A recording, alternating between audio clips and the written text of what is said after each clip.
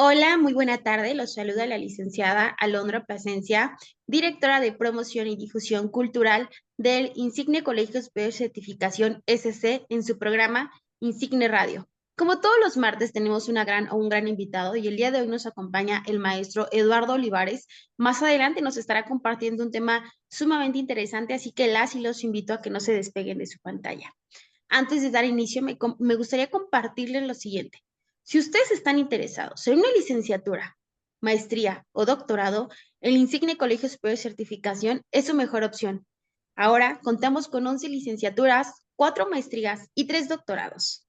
La licenciatura en Administración, Contaduría, Derecho, Locución, Mercadotecnia, Pedagogía, Psicología, Seguridad Pública y Ciudadanía, Sistemas Computacionales, Enseñanza del idioma inglés y Negocios Internacionales.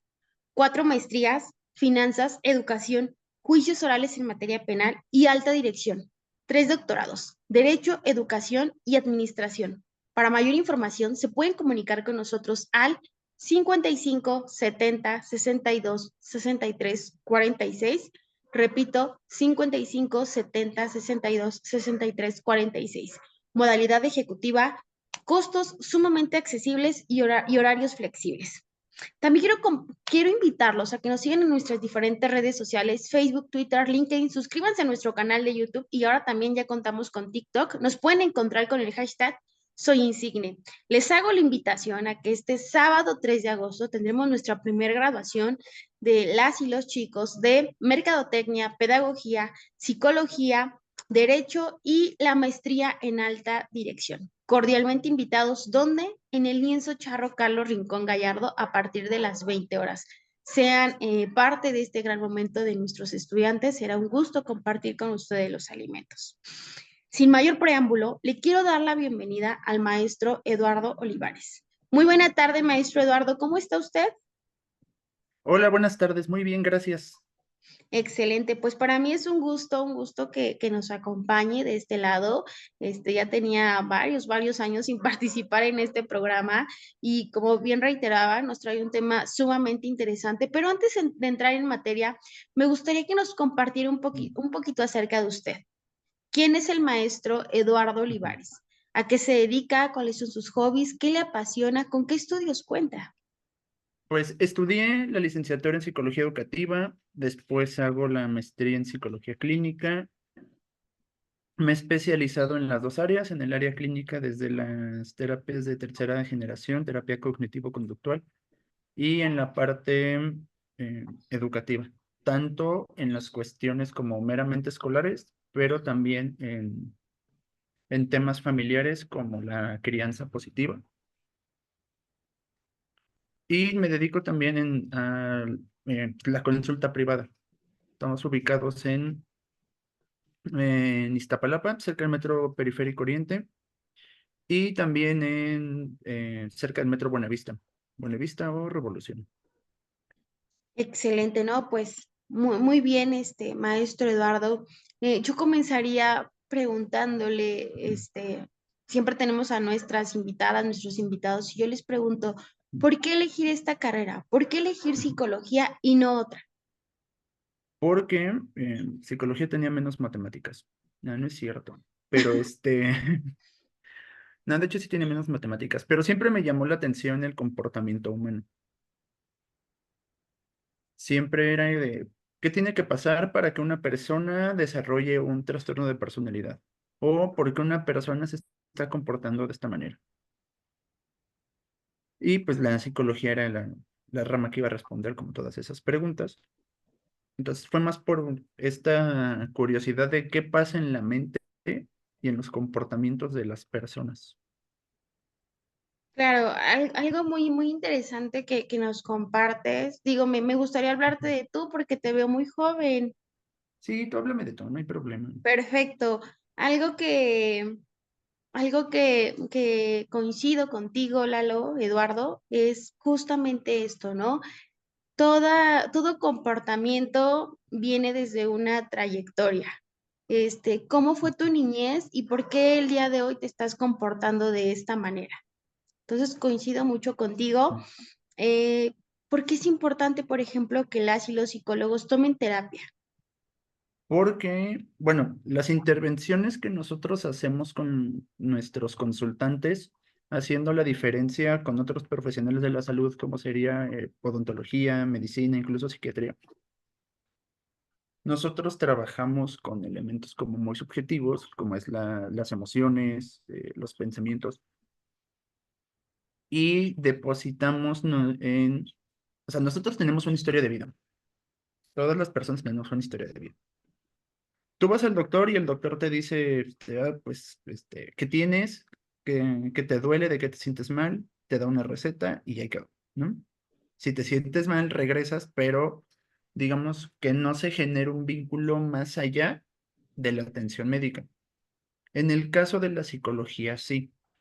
Hay algo que desde el psicoanálisis lo mencionan, que somos la transferencia y la contratransferencia, que es lo que nosotros depositamos en nuestro consultante y lo que el consultante deposita en nosotros. Todo de acuerdo a nuestras historias de vida. No sé, voy a poner un ejemplo. Imaginemos que yo tengo problemas con un familiar, ¿no? Porque sucedió una situación y ahí, ¿no? Eso es algo que está en mi historia personal. Y llego a consulta y el paciente o el consultante pues, es una persona, digamos, es un adulto de alrededor 50 años, digamos, tiene como características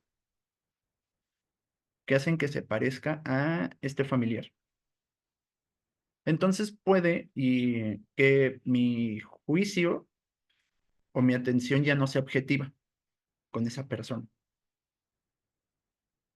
Entonces, digamos que ya no estaría resolviendo el problema del consultante, sino el mío, a través de esa persona. Lo cual de entrada pues ya no sería ético y pues realmente no se estaría ayudando a la otra persona. Entonces nosotros, o sea, nosotros y el consultante vamos depositando cosas en la otra persona. Pero nuestro juicio como psicólogos, como terapeutas, pues tiene que ser objetivo. El que nosotros vayamos a terapia nos ayuda también a resolver las cosas que traigamos de nuestras historias de vida para poder hacer esa separación de esto es mío, esto es de la persona que está enfrente de mí, que está acudiendo conmigo, y que la atención sea ética, sea objetiva y no llegar como a confundir las cosas.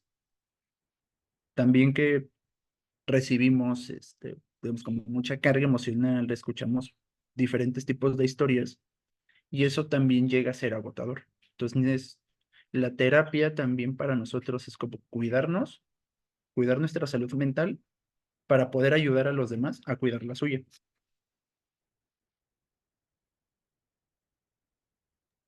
Muchísimas gracias, Eduardo. Sí, justo es lo que te iba a mencionar, te iba a preguntar, ¿no? El tema de las emociones, ¿qué tan complejo es para ustedes a veces tener esta interacción con el paciente y quedarte las emociones? Yo creo que por eso es necesario que todos acudan a terapia, ¿no? Para descargar esa responsabilidad, que como bien decías tú, no te la puedes quedar porque pues no te corresponde. Yo te preguntaría a ti, Eduardo, ¿qué hace un psicólogo? ¿Orienta, resuelve, acompaña? ¿Cuál es la función del psicólogo con su paciente? Si lo vemos desde el área clínica, bueno, va a depender eh, el modelo de terapia desde donde se trabaje, porque de acuerdo al modelo, la posición del terapeuta es diferente. Si lo vemos como desde un psicoanálisis quizás como muy ortodoxo, es más como una escucha y un reflejo, donde lo que me diga el consultante, digamos como que yo se lo regreso pero diferente para hacerlo como reflexionar. Desde la parte de las terapias de tercera generación, sí se hace como, es más como un acompañamiento. Y como esta parte instruccional sobre las problemáticas que presente la persona. Digamos, una de las herramientas importantes es la psicoeducación, que es que la persona, por ejemplo, en un trastorno de ansiedad, sepa qué es lo que está pasando con eso, ¿no? O sea, cómo se presenta la ansiedad, qué es la ansiedad, qué puede hacer al respecto. Ok, muy Entonces, sí, va dependiendo como del enfoque terapéutico desde donde se trabaja. perfecto. Eduardo, a partir de pandemia. Yo te preguntaría a ti, ¿qué tan complejo se vuelve para las y los psicólogos el tema de pandemia para poder llevar a cabo una terapia, ¿no? Me quedo pensando que ahora en la actualidad ya veo esta nueva modalidad incluso en ustedes, ya no nada más en las escuelas, incluso en ustedes de, Ujú. ok, ¿quieres una terapia? Puede ser de manera presencial, por vía telefónica Ujú. o a través de una plataforma. ¿Qué tan recomendable es esto? ¿Tú lo estás llevando a cabo? ¿Alguno de tus compañeros? ¿Es una ventaja? ¿Es una nueva oportunidad? Pues sí es una nueva oportunidad, digo, como bien mencionas, surge a partir de la terapia, digo, perdón, de la pandemia, pero este tipo de terapias funcionan en el sentido eh, digámoslo, en cuestiones como de transporte, ¿no? Ahorra mucho tiempo en cuanto a transportes y también sí lo utilizamos en la asociación de la que formo parte, lo utilizamos, pero también tenemos la terapia presencial. ¿De qué depende? Tomamos en cuenta diferentes factores. Uno es la distancia. Por ejemplo, si una persona está en Texcoco, que nos contacta desde Texcoco y no se puede mover a Iztapalapa o no se puede mover a Buenavista por el tema de si está muy lejos, lo que invierte en transportes y toda esta cuestión. Y está la posibilidad de que podamos vernos por videollamada, lo hacemos. Siempre y cuando pues, la persona esté de acuerdo. Porque, pues es como todo. Hay a quienes les funciona la terapia online y hay quienes no. Y eso también se respeta. Yo, por ejemplo, con mis pacientes siempre les pregunto como, o sea, tengo estas dos opciones, dime cuál te acomoda mejor y cuál te gustaría. Entonces, hay a quienes, por ejemplo, veo de las dos maneras.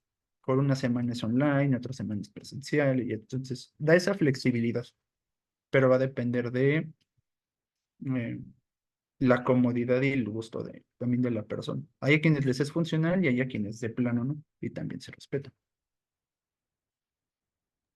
Sí, justo como bien mencionabas, es una oportunidad para ustedes porque ahora el paciente ya no va a tener que gastar, por ejemplo, en tema como el transporte, ¿no? O el tiempo.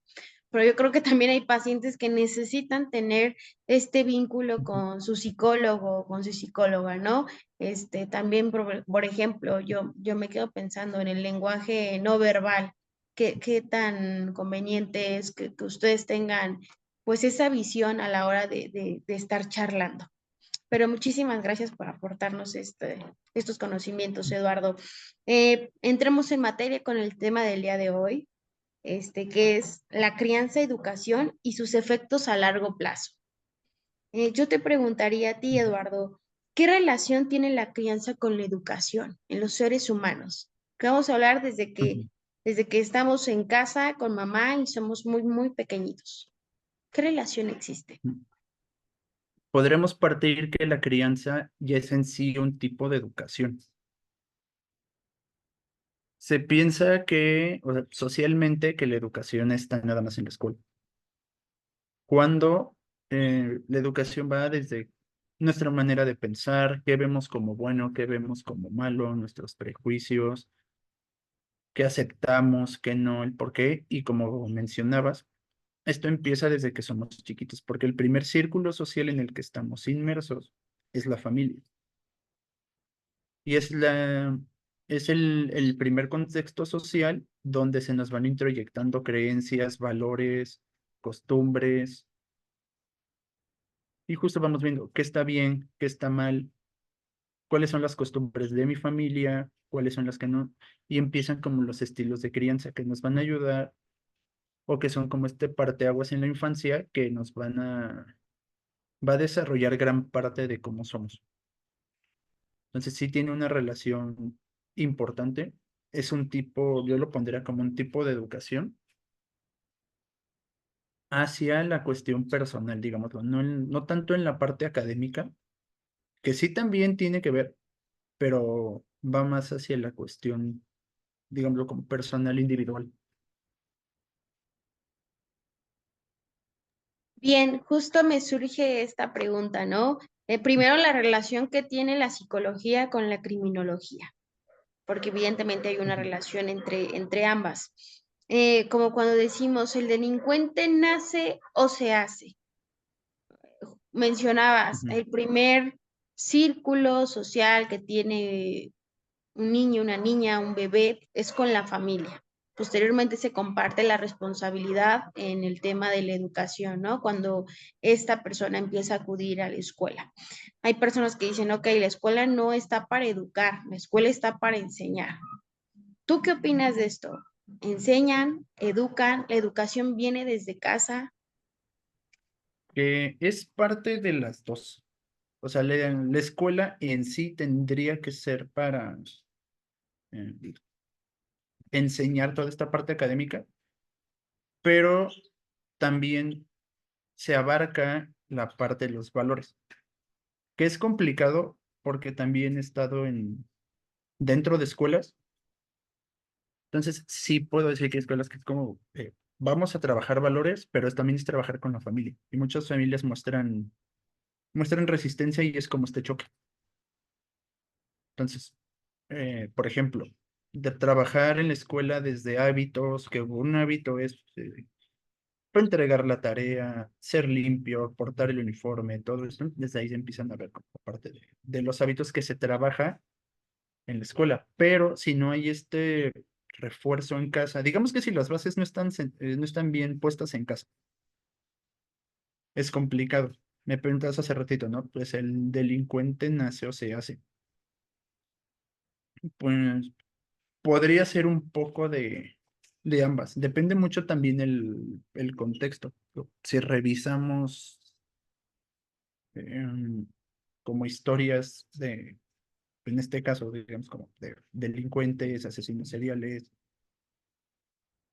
podríamos ver que están, nacen en un contexto complicado, de mucha vulnerabilidad, donde en la mayoría, pues son padres, digámoslo, negligentes, hay consumo de drogas, hay consumo de diferentes tipos de sustancias, hay violencia hacia los padres, entre ellos, o hacia uno, hacia el agresor cuando era niño. eh, Hay historias de abuso sexual, donde el contexto es lo que no está ayudando mucho ahí.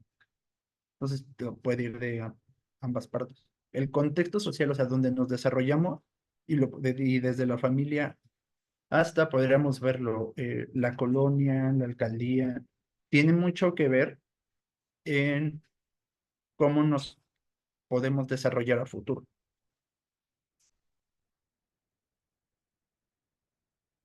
Sí, claro, coincido totalmente contigo. Justo hay una frase que muchas veces escuchamos que dicen, hay que romper la cadena, ¿no? Porque dicen, es que esta cadena viene desde tu abuela y luego tú y luego tus hijos. Eh, Ejemplo, un niño o niña que se desarrolla en una familia que se dedican a delinquir porque delinquió el abuelo, la abuela, luego los hijos de los hijos, y es una cadenita que no se puede romper, no se puede cortar. Pero como bien mencionabas, también cuenta mucho el contexto donde se desarrolla la persona, ¿no? No vamos a mencionar municipios ni alcaldías, pero una persona que se desarrolla en un lugar donde, pues no sé, se dedican a delinquir, se dedican a cometer otros actos ilícitos, efectivamente va a seguir ese patrón, pues porque ¿cuál es el ejemplo que tiene, ¿no? O una persona que no la incitan a que acuda a la escuela, que estudie, a que se prepare, a que lea, pues ¿de dónde aprende, no? Si el primer vínculo donde debe de estar empapado de mucha información es de casa y qué es lo que le están enseñando en casa. Pero como bien mencionabas, hay un 50-50 desde tu punto de vista, que una parte de ellos nace y la otra se hace. ¿Estoy en lo correcto, Eduardo? Y digamos que o sea, somos seres biopsicosociales. ¿Qué quiere decir esto? Que Si lo separamos eso, la parte biológica, fíjese que todos tenemos una carga de ADN como dirigido hacia un lado. O sea, vamos a verlo en algo más sencillo, como en el tema de la diabetes, ¿no? Si yo tengo familiares con diabetes, genéticamente es más probable que yo sea propenso a desarrollarlo a alguien que no tiene familiares con diabetes en su familia. Pero, digamos, yo ya tengo soy propenso a, pero falta todo el factor biopsicosocial. Si yo no cuido mi alimentación, si yo no cuido mi cuerpo, si yo no hago ejercicio, pues va a ser más probable, o sea, esa probabilidad va a aumentar. Lo mismo con la otra persona, aunque no tenga esa probabilidad, esa carga genética, pero si no se alimenta de manera saludable, si no hace ejercicio, si tiene hábitos muy sedentarios, pues también se va a enfermar. Entonces, lo mismo pasa con, digamos, como estos temas en cuanto a salud mental. Vamos a verlo como en cuestiones de ansiedad, ¿no? Sí es probable que se desarrolle, pero faltaría el tomar en cuenta los otros factores que pueden ser o factores desencadenantes o factores protectores, dependiendo los hábitos y ahora sí, como el, lo que se vaya aprendiendo. Claro, efectivamente, esta responsabilidad que dices que se comparte, Eduardo. Eduardo, yo también te preguntaría, ¿cuáles son esos efectos que pueden llevar a cabo las y los niños a largo plazo? Cuando hablamos acerca de la educación y la crianza, justo ayer que platicábamos antes de llevar a cabo este programa, me hacías mención de los niños psicópatas, ¿no? ¿Cómo pueden llegar hasta ese grado a partir desde este desarrollo que llevan en casa? Pues hace ratito lo mencionabas, ¿no? O sea, ¿qué pasa si están en un contexto de violencia que no, digamos que no es que no aprendan, sino más bien es qué tipo de contenido aprenden? Tomando el ejemplo que pones, ¿no? El abuelo está delinquiendo. Luego el, el papá aprende eso y lo vuelve a hacer. Entonces viene la cadenita. No es no es que no aprendan, sino es lo que aprenden. En este sentido, pues se podría normalizar como muchas conductas que socialmente no son buenas, por llamarlo de alguna manera, se normalizan. Entonces, podríamos decirlo, si yo en mi familia normalizo la violencia y hay episodios de violencia como muy reiterativos, cuando yo salga a la sociedad, lo voy a normalizar y para mí va a estar bien.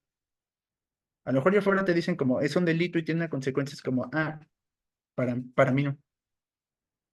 O viene como estas justificaciones que justamente vienen desde los valores que se enseñan desde la familia. Entonces, sí tiene una repercusión y si lo vemos como desde la crianza, no sé si recuerdas como el caso de los Diablitos, que eran unos hermanos que fueron detenidos, eran adolescentes, me parece que tres, y fueron detenidos como varias veces por diferentes tipos de crímenes. Viendo como esa situación era que ellos estaban jugando, para ellos era un juego. Ellos cerraban con estos como tambos naranjas que tiene el gobierno cuando hacen obras y todo esto, cerraban periférico, cerraban uno o dos carriles y entonces con unas pistolas de juguete se ponían a asaltar a las personas. La cuestión fue que no, pues para ellos era un juego, para ellos no estaba mal, ellos estaban jugando y desde ahí viene como ¿cuáles son como familia que estoy normalizando con mis hijos? Digo, no tenemos que llegar como a estos extremos, digo, sí pasan, pero son como cuestiones contadas, pero podemos ver allá afuera como en cuestión de gustos musicales, ¿no? Y no es como por satanizar a algunos otros, pero sabemos que hay contenidos que son como para adultos y contenidos que son para niños. Entonces, en redes sociales, pues está toda esta cuestión de canciones que están con contenido para adultos que la están escuchando niños. Y como sale en redes sociales y como salen videos y como sale en la televisión, entonces se normaliza y se pierde, digamos, como de este filtro. Pero ahí es donde entra como esta labor de los papás de ver y estar como al pendiente, tener una participación activa dentro del desarrollo de sus hijos. Y, por ejemplo, trabajando en contextos escolares, pues también veíamos que podían pasar meses, incluso como todo el ciclo escolar, y no conocíamos al papá o a la mamá del alumno, porque nunca iban y a lo mejor, no sé, el niño o niña podía ir reprobando, pero pues nunca pasó nada.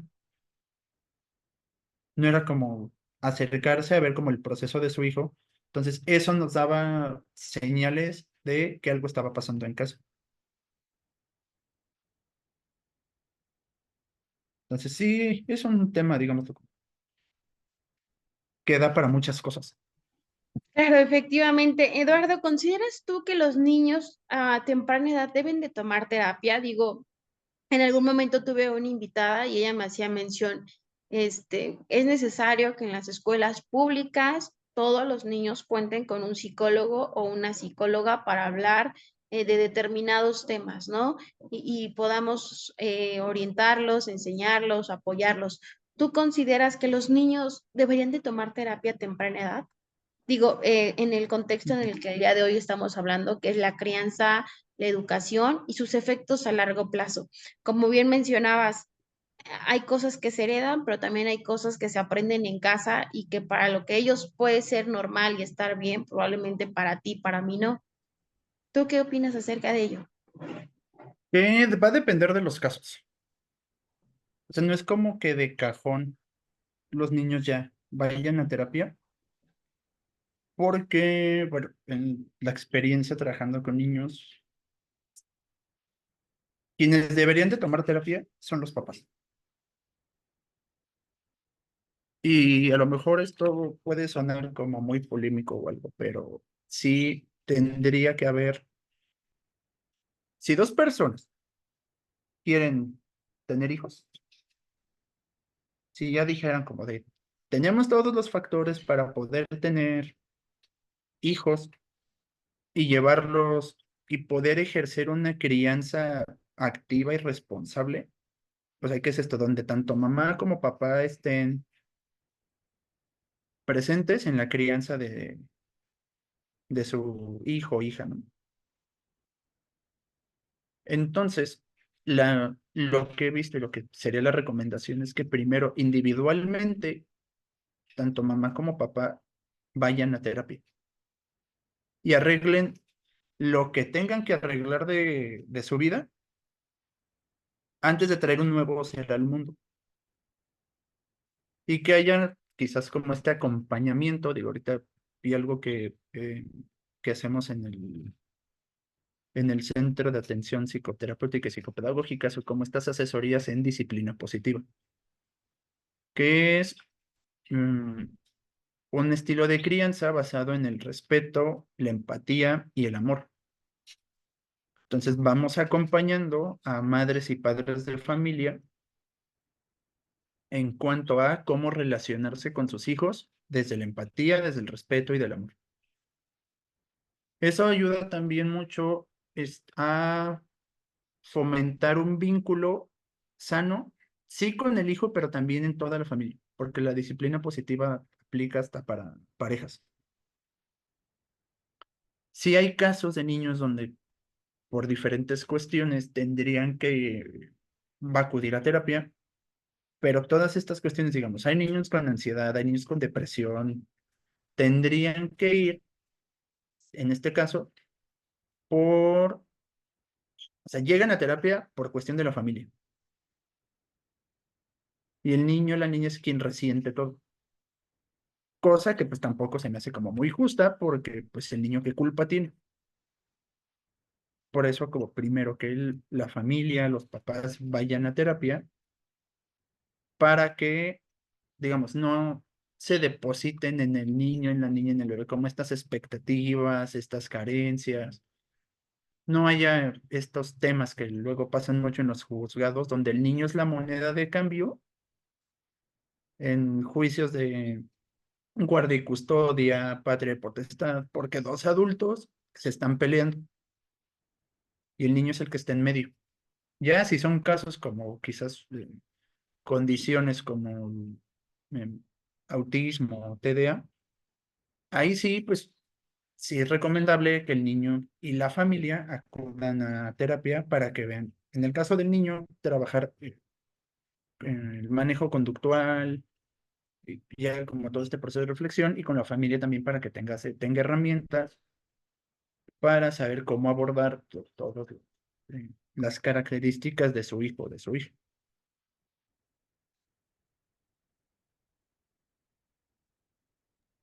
Claro, Eduardo. Eduardo, últimamente he visto que hay demasiados libros, ¿no? De cómo educar a mis hijos, cómo enseñar a mis hijos, cómo orientar a mis hijos. ¿Qué mensaje el día de hoy tú le Mm. podrías compartir a las y los padres de familia acerca, o sea, sé que no somos nadie para enseñarle a una mamá o un papá cómo educar a sus hijos, porque como bien mencionabas, es una tarea que a ellos les corresponde, pero hay que hacerlo con muchísima responsabilidad, ¿no? Justo ahorita en la actualidad hemos visto estos cambios en las y los jóvenes, ¿no? Que ya pertenecen, por ejemplo, a la comunidad, que ya no quiere, que a veces no se identifican, cuál es su sexo, que traen arrastrando este tipo de, pues de diferentes, no sé cómo le podría llamar, situaciones, ¿no? Que hay chicos, chicas que pasan por ansiedad, depresión, estrés, etcétera. ¿Qué mensaje tú les podrías compartir a los padres de familia desde tu punto de vista como psicólogo clínico? Cómo poder entender a mi hijo o hija? Bueno, lo principal sería la escucha activa, o sea, escuchar poniendo atención a lo que me está diciendo, a sus emociones, porque no nada más es como que me entra por acá y me sale por allá y ahí arregla tu problema, ¿no? Y pasa mucho con los adolescentes. Pero si se aplica la escucha activa donde no se juzga, se busca comprender, se direcciona, se acompaña, porque sí, los niños necesitan un acompañamiento, pero hacerlo desde esta parte sin prejuicios, ¿no? O sea, mencionabas hace ratito como se está dando mucho y cosa que ya estaba desde antes, que son las infancias trans, donde ya hay estudios, y no lo estoy diciendo, hay estudios que demuestran que pues ya están desde antes, pero justo el contexto social hacía que esto se reprimiera. Y lo podríamos ver desde esta parte eh, tengo un hijo o una hija que me dice que no se identifica con su sexo, no se identifica con su género o quiere transicionar, pues como papá, como adulto, puede ser como este shock de como de a ver qué te pasa, ¿no? Pero esto más bien habla de, está pasando algo en mi contexto familiar que no conozco. El ser humano le tiene miedo a lo desconocido. Entonces, digamos, antes de emitir un juicio, antes de juzgar, porque pues esa es como la primera cosa que hacemos, ¿no? Se juzga, se etiqueta y pues, realmente esto perjudica. ¿Qué sería? Escuchen a sus hijos, generen la disciplina positiva, justo ayuda a generar como estos vínculos afectivos sanos, donde el niño va a tener confianza y eso lo va a volver una persona más resiliente. ¿Qué pasa? Que si en la adolescencia este niño estuvo en una situación de riesgo en la escuela, no sé, por ejemplo, digamos, un caso de bullying, ¿no? Que también pasa desde primaria. Pero cuenta con todas estas herramientas emocionales, sociales, afectivas, para poder decir, eh, mamá, papá, me pasó esto en la escuela, pues va a ser más fácil que se solucione a un niño que no cuenta con esas competencias y que probablemente se lo va a callar, ¿no? Tiene mucho que ver con la familia también porque, por ejemplo, si llega un niño y dice, es que me pegaron en la escuela. Dicen, pues el papá, no sé, ¿te dejaste? Pues es que, y empiezan, está esto, ¿no? Le empiezan a insultar. O sea, ya le pegaron en la escuela. Todavía dicen, pues si te vuelve a pegar y tú no le pegas, yo te voy a pegar más fuerte. ¿No? O estas palabras de, por eso estás llorando, te voy a dar razones para que llores en serio. Entonces, todo esto invalida las emociones, invalida a la persona. ¿Qué pasa aquí? Necesitamos generar esos vínculos afectivos desde las infancias para justamente crear seres humanos como personas más resilientes, con habilidades sociales y educación emocional más, eh, digamos, como establecida, cosa que el contexto social pues, tampoco dejaba, porque pues, fuimos creados en el contexto del machismo, donde las mujeres tenían que verse bonitas y sonrientes y los hombres no podíamos llorar, ¿no? Si llorábamos, ya venían como justo estos objetivos de, es que es gay, es que es niña, ¿no? Entonces, el contexto social digo, tiene mucho que ver y ahorita ya está cambiando. En cuanto a estilos de crianza, pasamos como de un autoritario a un libre, donde todos los extremos pues son violencia. Entonces, vamos a llegar como a ese punto medio donde hay asertividad, si hay reglas, si hay límites, pero se ponen con amor y se ponen con empatía. Gracias, Eduardo. Una palabra clave que acabas de mencionar, que es la comunicación. ¿Qué tan importante se vuelve la comunicación, con los hijos o con las hijas, ¿no? Este primer acercamiento, al saber que mi hijo o mi hija me tiene la confianza para contarme cómo se siente, qué le hicieron, su preferencia sexual, sin ser juzgado o sin ser más, sin atacarlo más y que se convierte en una víctima. Otra palabra clave que mencionabas, la niñez. El día de hoy, nuestros radioescucha, yo creo que se deberían de quedar con esto, que es la niñez y el lugar donde se desarrolla la responsabilidad que tienen los padres de familia el día de hoy, para saber si hacen un hombre o una mujer de bien a largo plazo, porque efectivamente todo cuenta, ¿no? En algún momento les comparto, estaba platicando con una psicóloga y me decían, bueno, es que los bebés sienten desde que están en el vientre de su mamá, sienten las emociones, sienten si son o no deseados. Y efectivamente nosotros los psicólogos sabemos que todos ellos traen una trayectoria, el por qué su actuar cuando son un adultos y se vuelven misóginos, narcisistas, egocéntricos, mujeres manipuladoras. ¿Por qué? ¿Qué los llevó a ello? ¿Dónde se desarrollaron? ¿Cómo la trataba la mamá, el papá? ¿Vivió con ambos padres o solamente fue criada por la madre o solamente fue criada por el padre? ¿Qué opinión te merece esto, Lalo? Y con esto me gustaría ir cerrando. Como mencionaba, sí, el contexto juega un papel muy importante. Entonces, pues sí, son muchos factores que están alrededor de la persona. El punto hasta donde hemos llegado tiene mucho que ver también con cómo nos hemos desarrollado. Y sí, pues hay estudios que muestran que en este caso los bebés pues sienten, ¿no? Esta parte del apego.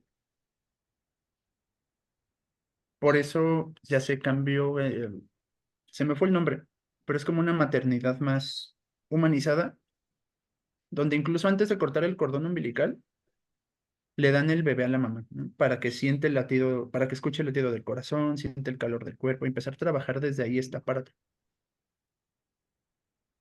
Entonces, pues sí es muy importante establecer métodos de crianza empáticos sin llegar en estas cuestiones autoritarias, porque eh, estoy revisando literatura, pues que si un papá ejerce métodos estrictos o métodos de violencia hacia el hijo, es más probable que los repita en otros contextos y que esta sea la manera en que como esta persona soluciona conflictos. Y pues también tiene que ver mucho como con el nivel educativo. Y ahí tendríamos que hablar de otro tipo de factores de personas que pueden llegar o no a ciertos niveles educativos. ¿No? Digo, que hay de todo. Vamos a encontrar gente con doctorados, postdoctorados que pueden tener comportamientos horribles y personas que nada más por sus contextos, posibilidades, vida y demás factores, digamos que no eh, estudiaron solamente la educación primaria, pero tienen otro tipo de valores. ¿No? Valores como la honestidad, el respeto. Entonces,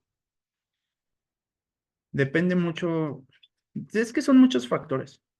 Uno de ellos es el contexto, otro también es qué hagamos nosotros. Digo, cuando somos niños no podemos, no tenemos mucha capacidad de elegir, porque el estilo donde fuimos criados, pues quienes tomaban las decisiones eran los adultos.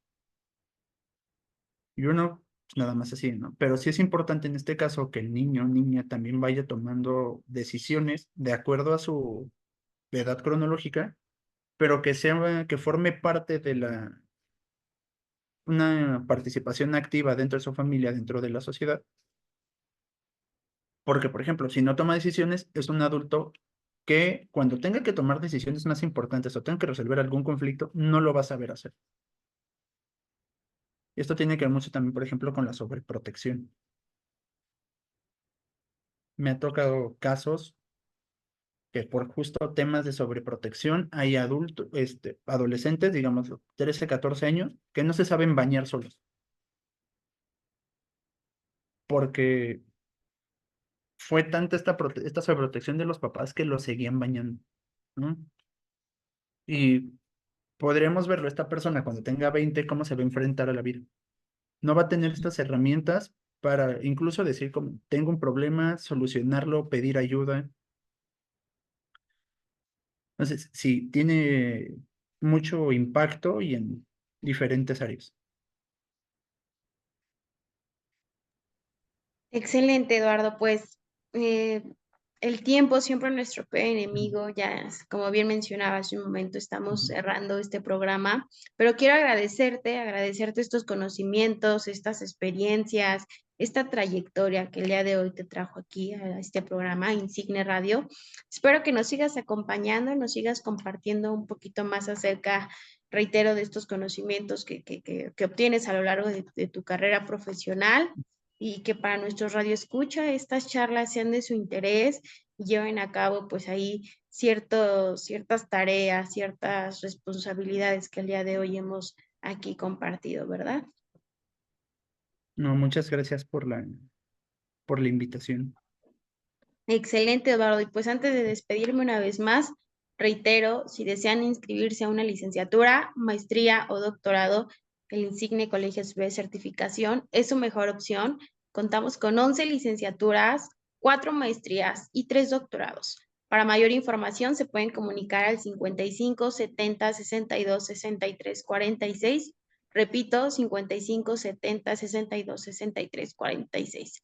Nos vemos este sábado 3 de agosto en la graduación de nuestros alumnos de Mercadotecnia, Psicología, Derecho y la Maestría en Alta Dirección en el lienzo Charro Carlos Rincón Gallardo a partir de las 20 horas. Asimismo, se llevará a cabo una ceremonia de investidura de doctorados honoris causa. Tendremos 4 galardonados. Nos pueden dejar un mensajito por vía WhatsApp o bien a través de nuestro Messenger en Facebook. Nos encuentran como Insigne Colegio Superior Certificación SC Los invito a que nos sigan en nuestras diferentes redes sociales, Twitter, LinkedIn, Instagram. Suscríbanse a nuestro canal de YouTube y ahora también ya contamos con TikTok. Nos pueden encontrar con el hashtag SoyInsigne.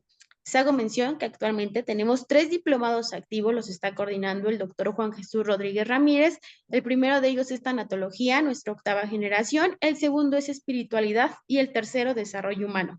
También tenemos algunos talleres con el maestro Ángel Isaac Herrera. El primero es un taller de filosofía política a título gratuito. Son los días sábados, cada 15 días. Nuestra próxima clase es el sábado 10 de agosto. Y en este seminario de filosofía política es a través de la plataforma Zoom de las 19 a las 21 horas. También tendremos un taller de radio y televisión. Quienes participan, la doctora Rita Jaime y el doctor Edgar Alfonso Rodríguez Cabrera. Iniciamos el jueves 29 de agosto, si no me estoy equivocando en la fecha. También tendremos un taller híbrido. En este taller participa la doctora Sol Vizcaya, el doctor Vidal Santillán, la doctora Selene Lagunas y el doctor Edgar Alfonso. ¿Cómo se llama este taller? Empresarios y emprendedores. Estén atentos, vamos a estar compartiendo fechas y horarios. Y el último taller que tenemos es uno de inteligencia artificial. Quien lo lleva a cabo es el maestro Ángel Isaac Herrera. Mi nombre es Alondra Plasencia. Una vez más agradezco a mi compañero, el maestro Eduardo Olivares, por estar aquí con nosotros compartiéndonos estos conocimientos y nos vemos el próximo martes en su programa Insigne Radio. Muy buena tarde para todos. Buena tarde para ti, Lalo. Cuídate mucho. Nos vemos, muchas gracias.